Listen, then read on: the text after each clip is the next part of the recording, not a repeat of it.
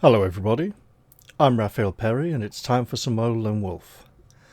We're still playing Book 9, The Cauldron of Fear, and the council did not vote in our favour, so we've had to flee from the council building and have ended up in the Thieves Guild, where the leader of the Thieves Guild has commanded us to venture down into the same underground complex we wished to enter, on the understanding that if we find the body of his son, we are to bring back the ring from his right hand.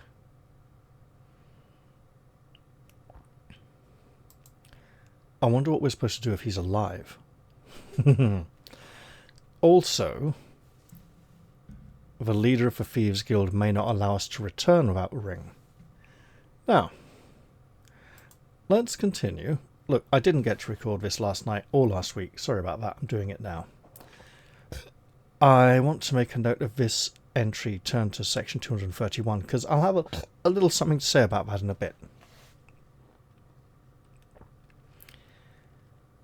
Your pulse quickens as you look into the black abyss beyond the portal. You can make out no walls or roof, and the hollow wind that whistles in the darkness makes it easy to imagine that you are staring into a limitless void. There is a rope ladder fixed to the threshold of the portal. It descends into the darkness below. We could gather up the ladder in order to judge how deep the abyss is, or just descend the rope ladder and hope it makes it all the way to the bottom. Now, I'm interested in knowing how deep the climb will be before setting out on it.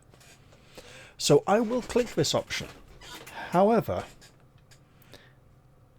I'll be interested to see if after that we have to go to section 231, or if examining the ladder to see what kind of condition of repair it might be in, like, poor repair, run down, knackered and so on, might then lead to a different result on the climb because we're more aware of the potential dangers.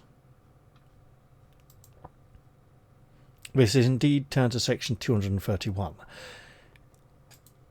So without going any further, I'm going to talk about false choices in game books. This could be viewed as a false choice. It isn't necessarily, because we have the capability of choosing a healing or curing skill for Lone Wolf.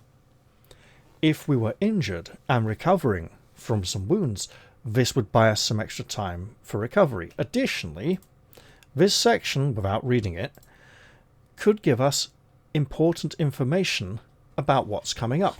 So we could still be forewarned about a potential danger on the climb, like 2/3 of the way down the rope of the ladder is badly frayed or something, which we might not be aware of if we had not pulled it up and examined it.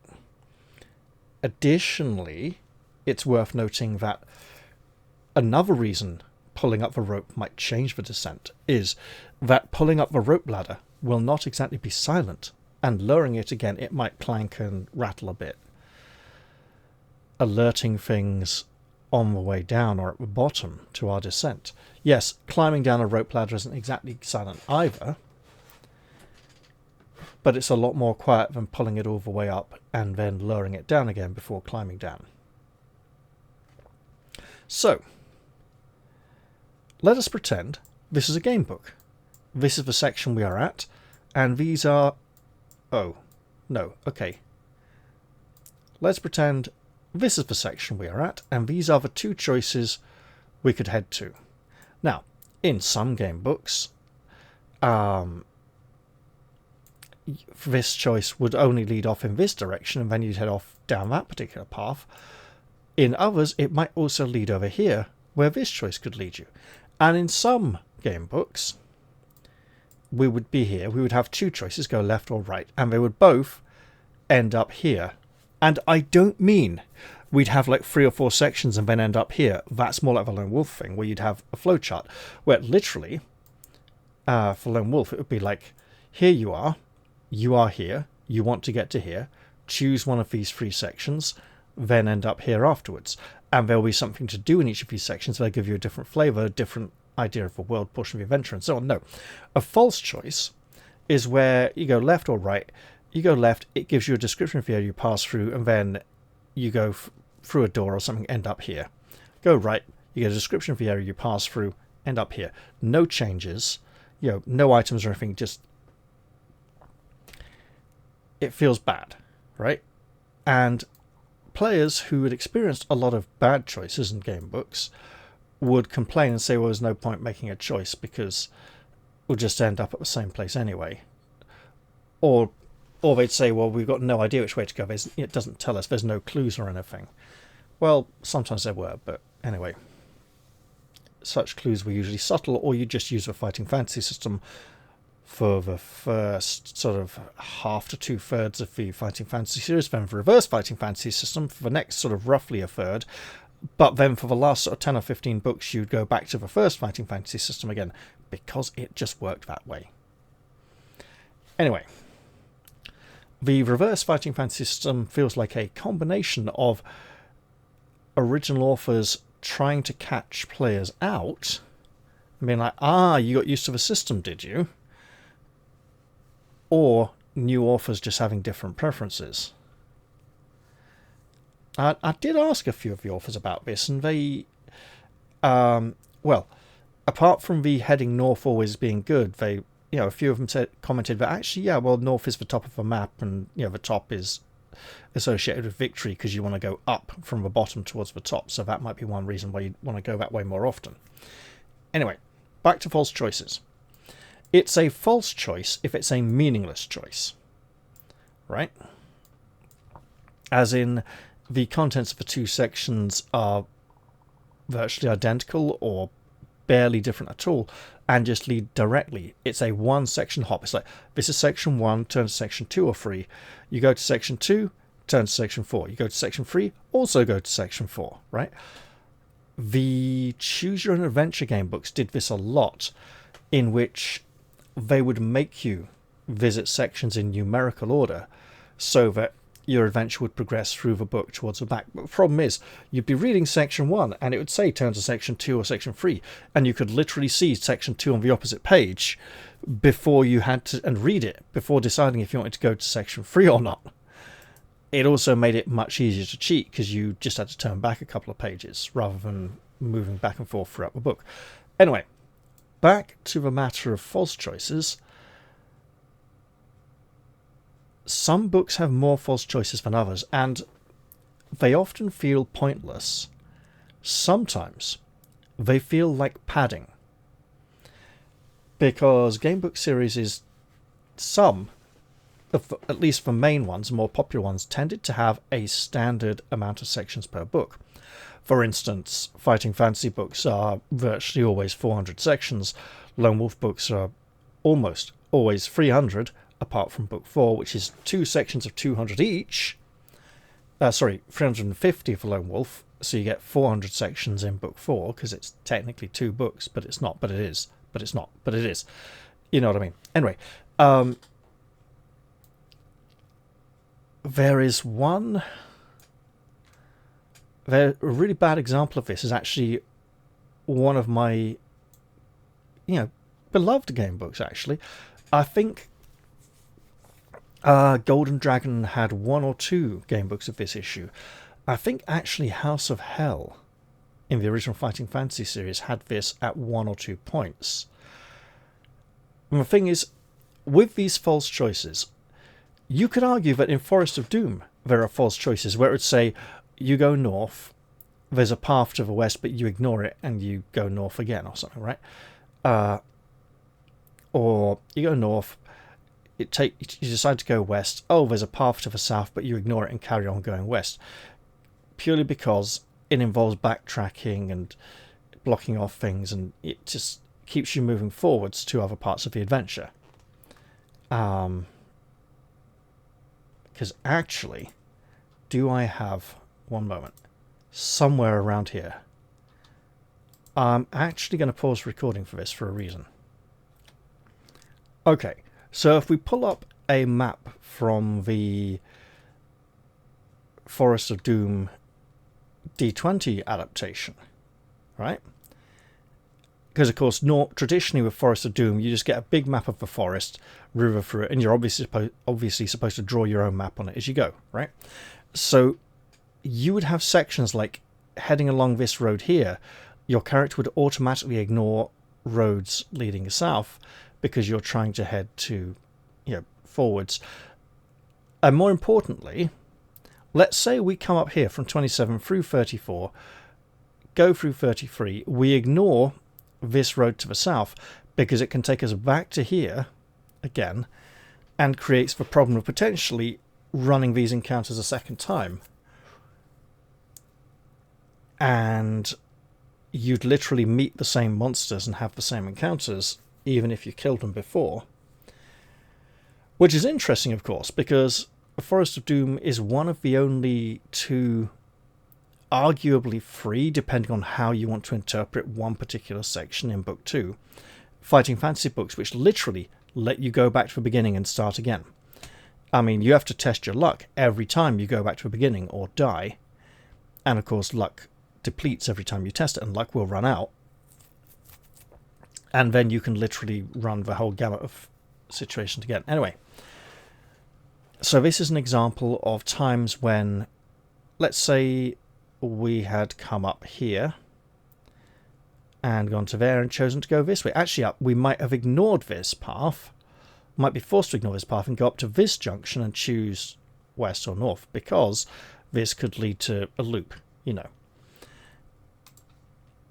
So that is, I'll just back out of this. There we go. So that's an example of what I would call not false choices. They are instead structurally implemented that way because you're made aware of, like, oh, there's other entrances to this room, but they are all other paths that would have led me here. Rather than, oh, for some reason my character just doesn't want to go that way. Now, anyway, back to, I think, Book 3 of Golden Dragon. There is a dungeon crawl at the end of the book. The dungeon literally does not make sense. I mean, it's literally at one point you're like on a balcony, and you can take a flight of stairs to the door on the left or a flight of stairs to the door on the right. This one describes walking up a flight of stairs, you get to a door, you go through it, you end up here. This one describes going up a flight of stairs, you get to the door through it, you end up here in exactly the same place, even though they were heading off in different directions. Literally, they weren't like curving and leading around to the same place, but they were. And there's a lot of times that happens. There are literal false choices in that book, which is a shame, because there's so many memorable encounters, like with the troll bowling ball, or the rusty knight who was struck by a powerful curse, and a storm caused his armour to become so rusty that when he made it to the nearest tavern and sat down by the fireplace to try and dry out, it took so long to dry that his armour rusted solid and he's just stuck and can't get out of it. And you can use lantern oil to rescue him, and then he takes his revenge on the evil innkeeper who's been keeping him there as a prisoner and treating him really badly for ages, There's lots of really cool stuff in that book, but the frustrating nature of some of the baffling choices. And the other thing is, let's look at this again. Like, let's say here's our section. Go left, go right. You go right, you end up here. Fine, you go left, you end up here. It's like, you go right, you can go left or right. Left leads you to here, right leads you to here. If you went left from here, you end up here, and you're like, that's literally impossible. The layout of the dungeon in Book 3 is impossible, and I think there might be one other book in that series that has that issue. And there's another series or so where that is occasionally an issue, but not very much. And literally, hang on. Here we are. So if we look at the collector's edition of the second Temple of Flame, was that? Book 2 from Golden Dragon, from the foreword by Dave Morris. Here we are. Another curio from the writing of this book is this map of the catacombs from the pyramid. I remember being horrified when I playtested Oliver Johnson's Lord of Shadow Keep, Book 3 of Golden Dragon, and discovered that he didn't bother with mapping. You might turn right and come into the same room reached by turning left. I think I actually sat down and rejigged the text so that it was consistent, although whether that mattered is another question. I assumed gamebook readers would make a map as they went along, just like a role player would. So this is a map of Temple of the Flame, not map of Lord of Shadow Keep, which is, a great book, and I'd love to play it on the channel at some point. It's even mentioned here, Lord of Shadow Keep was originally going to be a fighting fantasy book. Then following a drunken evening in a Soho bar between Oliver and Angela Sheehan of Drafton Books, the Golden Dragon contract was extended from 2 to 6 titles, so I volunteered to write Golden Dragon 1 and 2 while Oliver delivered the Lord of Shadow Keep. Then he and I would split writing duties on the other 4. That's book 1 and 2 and 3. The other 4 books, that's not quite 7, but okay. Yeah, plans. What actually happened was that Shadow Keep got moved into being Golden Dragon Book 3. I didn't know, and more importantly, neither did Philippa Dickinson, the editor at Puffin in charge of Fighting Fantasy.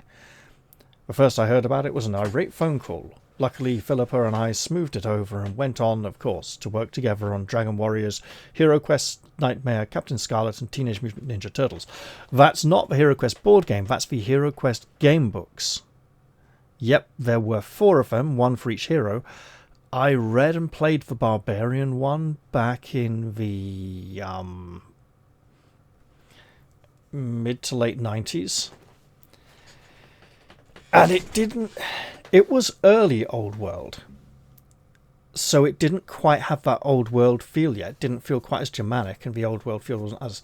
It felt a little more generic fantasy, and it was interesting. It felt more sort of Arthurian and Elven in many ways than the Empire traditionally does in its later depictions. Anyway, setting that aside, so the point is this a false choice? Well, we're going to read it in a moment. First off, it gives flavour and gives us a feeling of the world.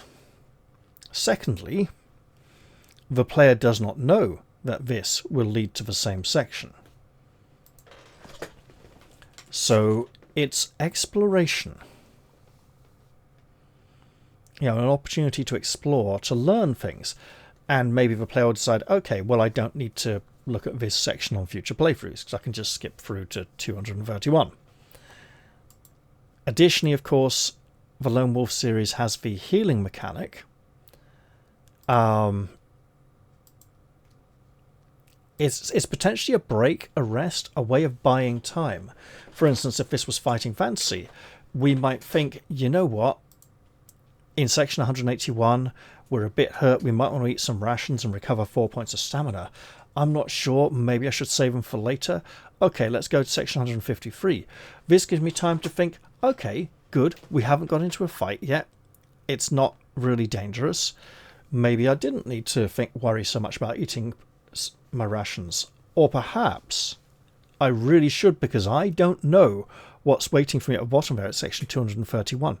There are many ways that decisions can affect things, and having an extra section to think things through is helpful. There are times in gamebooks where you will get sections where you have only one option at the end to turn to another section. Now here, we have 2 sections leading to section 231. However, this section could have just ended with turn to section 231 and skipped this option entirely. This is role-playing, right? It gives the player an opportunity to express themselves, to make a choice that feels meaningful to them, even if it isn't that meaningful in the larger grand scheme of things. However, when you have this section is not a linear section because it comes from a choice. But when you get a linear section, which is just, oh, bugger, oh well, just turn to the next section, and then another one that's turned to the next section. That can be done for a couple of reasons. It can be done for section length, or for page layout, and so on. It can be done, or, you know, section length, you've read enough, let's make you turn to another section now. This will give you, you know, a little bit of a break from the reading while you go hunt down the next section to turn to. Also, you know, pacing. You don't know what's coming next. If we just wrote these two sections as one longer section, you might get bored and go, oh my god, this section is so long. Or you might go, oh, nothing happens. Having a section to turn to, you don't know what's going to happen at that section, right? There could be a very good reason, like, oh, another monster jumps out and surprises you. Well, hey, if they had a picture of a monster on the opposite page at the beginning of the section, and you started reading, and there was like, you know, you travel for 3 days with your companions through the wilderness, you know, your guides tell you about all this wonderful stuff, and then right at the end, bam, there's a monster. You're like, yeah, I know that, you showed me that ages ago, you know. So there can be reasons for section breaks. However, one reason that should not be overlooked is padding out the book to make sure they have the correct amount of sections in the book. 400 for Fighting Fantasy, 350 for Lone Wolf, and so on. I think The Way of the Tiger and Bloodsword had a somewhat consistent section amount in each book, but I haven't gone and checked any time soon, you know, any time recently. And that's fine. So it's a false choice if it's extremely linear and it's just like go from Perazin to Chunova to Lokva to Tahou with no options and each one's a separate section. You know, that can feel a bit dull. Anyway, this map is now largely irrelevant as we are entering an underground location, a very dangerous one, and I should finally shut the fuck up or read section 153. The gap between each rung measures approximately 1 foot, and you gather in over 400 rungs before reaching the end of the ladder. So it's a little over 400 feet because each rung has thickness and width to it. The thought of having to descend such an enormous depth fills you with dread, but your desire to find the Lorestone overcomes this fear. You feed the rope ladder back into the void and begin your descent. Another reason for gathering up the rope ladder is to check the bottom of it. Does it look like it's been dragged on the floor a bit, you know, in contact with the floor, or like bent and crumpled up at the bottom too much? Or does it look like it's hanging loose above the floor? Maybe just a few feet above the floor, like 2 feet up or something, who knows?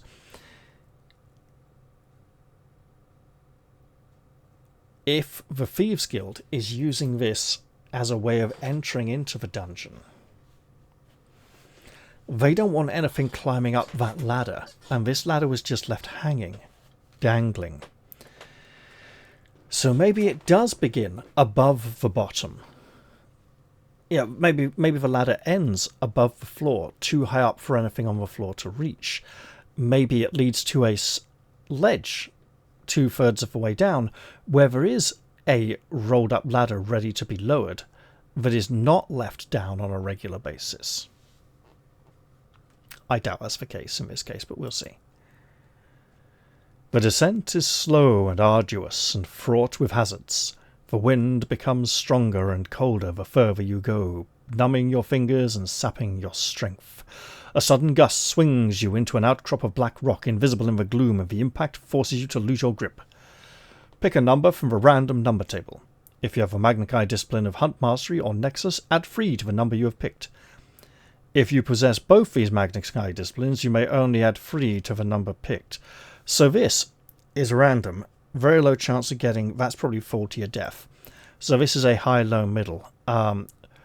We have neither. So joy.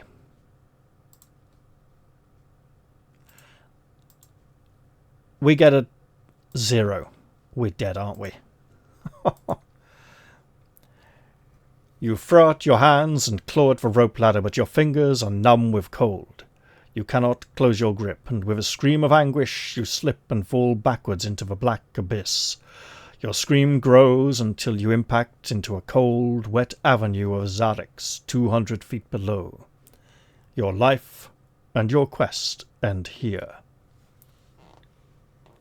Well, that was most unfortunate. We're going to have to start the book again. Fortunately, we do have the backup save from the beginning of the book. That is the backup sheet from book 8. I don't think I'm likely to make very many different choices on the way from Nawasari to Tahou. Although I think the ghoul encounter and the flying snake and things are in the plains between Nawasari and Tahou. Maybe, on a second attempt, the council will vote in my favour. It'd be bloody awkward if it didn't again.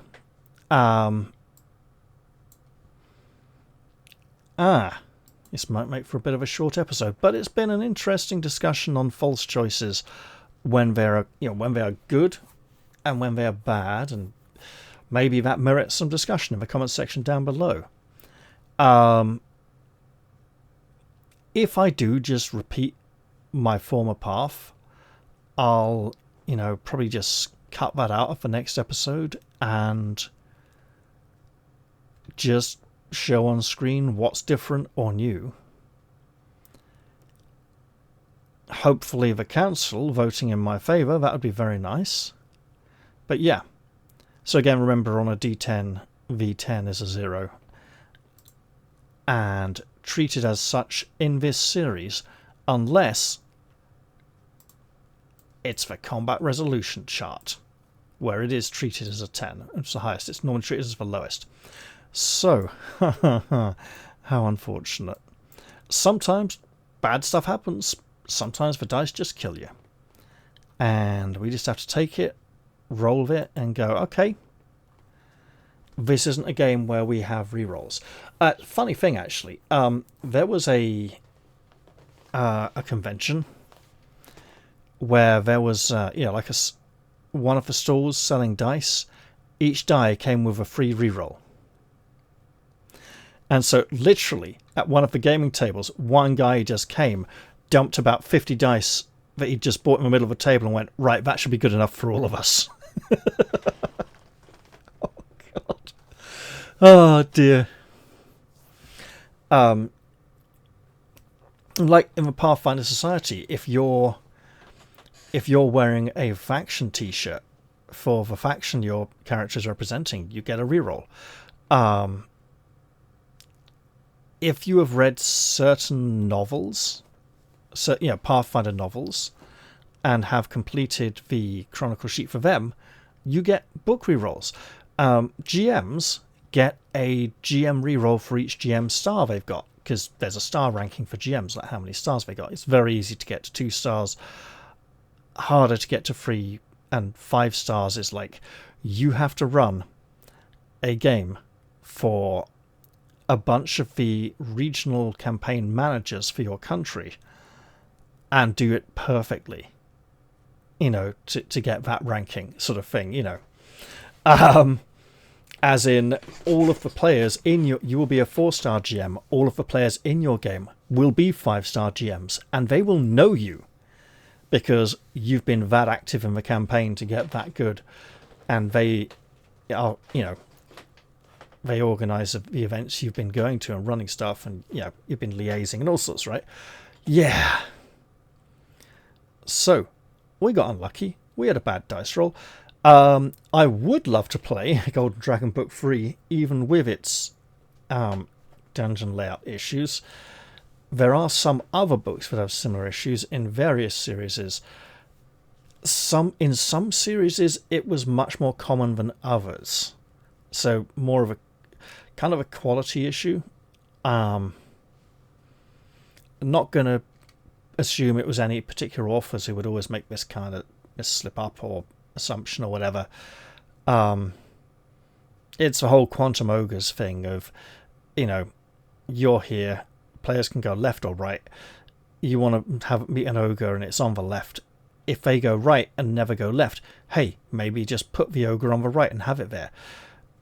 There are a few times as a GM when it's good to do this, but often you just shouldn't. And it's bad. It's a bit petty and being like, well, I really want to do this encounter. It's really have this really cool special thing lined up. In which case, you probably shouldn't have given the players a choice as to which way to go. All right. Well, things didn't exactly turn out too well for us this session, but hey, we'll pick it up next time. Hope you guys enjoyed this one. Short and disastrous though it was. And I'll look forward to seeing you all in the next one, where hopefully we will have much better fortune. I'll say goodbye for now and see you all next time. For Sommerlund and the Kai.